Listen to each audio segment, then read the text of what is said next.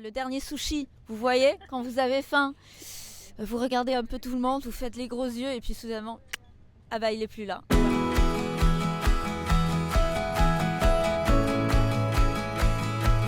Vous croyez à quelque chose, qu'il y a un monde spirituel?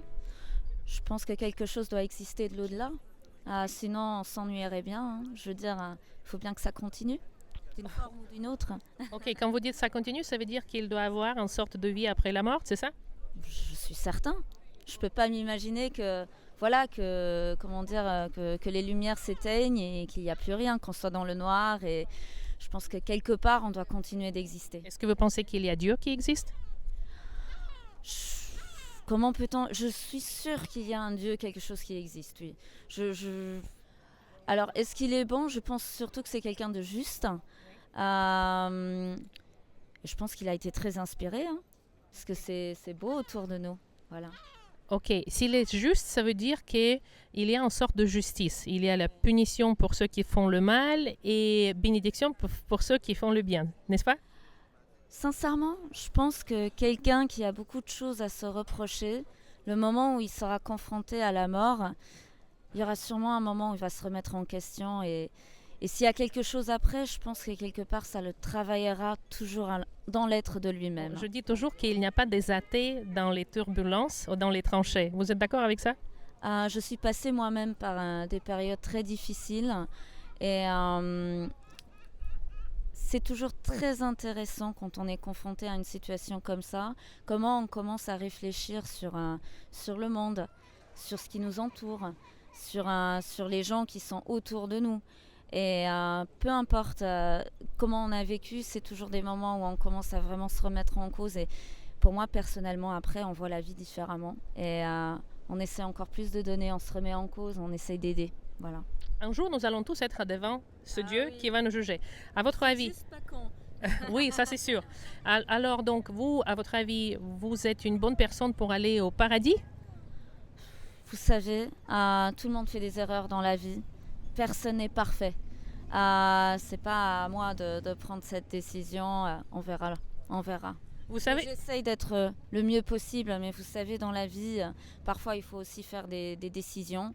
Et parfois on se trompe. C'est la vie. Ça, c'est pas à nous de répondre à ces questions-là. Je pense que c'est à ce monsieur en haut de dire. est-ce que vous avez jamais entendu parler des 10 commandements? Oui, bien sûr. Est-ce que vous pensez que vous avez gardé les 10 commandements? On va faire un petit test. Je le fais avec tout le monde. Est-ce que vous avez jamais dit un mensonge dans votre vie? Ah bah si. Mais je pense que ce serait tellement bête de dire que voilà c'est vraiment. Je pense que tout le monde en a fauté à un moment. Hein, Ça c'est sûr. Vous avez jamais pris quelque chose qui ne vous appartient pas, même quand vous étiez petite? Il peut y avoir des frictions à un moment où effectivement les gens disent ah bah ça m'appartenait. Hein. Genre le dernier sushi, vous voyez, quand vous avez faim, vous regardez un peu tout le monde, vous faites les gros yeux et puis soudainement. Ah bah il est plus là. Voilà, c'est un peu ça me fait rigoler votre. Voilà, non mais c'est vrai que voilà, mettez-vous sur une table avec toute la famille, et il reste un sushi ou il reste comme ça, un bon petit gâteau, un bon petit biscuit, vous allez voir la troisième guerre est déclarée. Hein. Ok, est-ce que vous avez jamais dit utiliser le nom de Dieu sans respect? Vous savez, dans le culte. Oui. Oui, Donc ça, déjà, c'est très important. oui. Donc on a déjà. Je viens du Luxembourg. Luxembourg est quand même un pays, on est très chrétien, on est très pratiquant, donc c'est vrai que nous on a beaucoup de respect quand même devant les valeurs, peu importe le Dieu de quelqu'un.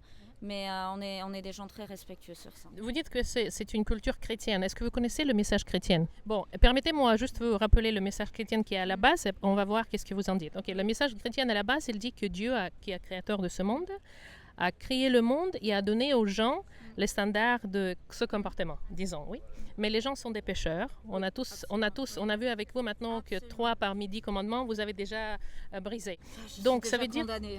Oui, exact. Et en effet, le message chrétien, c'est que tout le monde est condamné à aller à l'enfer, à l'endroit de punition de Dieu, parce que Dieu est saint et dans sa présence, personne ne peut être qui a brisé les commandements. Mais c'est pour ça qu'il y a le message chrétien qui est basé sur la personne de Christ, qui est descendu. Il est entré dans sa création pour payer pour nos péchés. Ça veut dire que c'est une transaction légale qui s'est passée.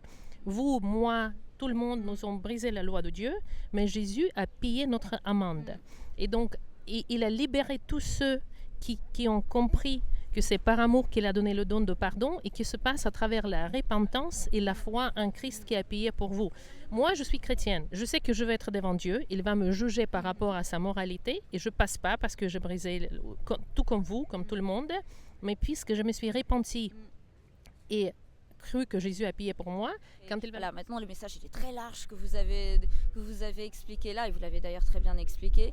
Moi, je pense que dans la providence de Dieu, il m'a envoyé sur votre chemin pour vous faire rappeler ce message et surtout que vous avez dit que vous avez passé par les moments difficiles dans votre vie. La seule chose que vous devez faire, c'est de repentir de tous vos péchés que vous avez commis, croire en Jésus et rétablir les relations directes que vous avez. Parce que les relations avec Dieu, ça ne se passe pas dans les bâtiments des églises, ça se passe dans l'intérieur de votre cœur. C'est très intéressant ce que vous dites là, parce que c'est toujours ce que je dis à ma maman. Ben voilà, vous pouvez rétablir ces relations avec Dieu dans votre cœur à travers la repentance et la foi. Est-ce que vous comprenez le terme repentance? Qu'est-ce que ça veut dire?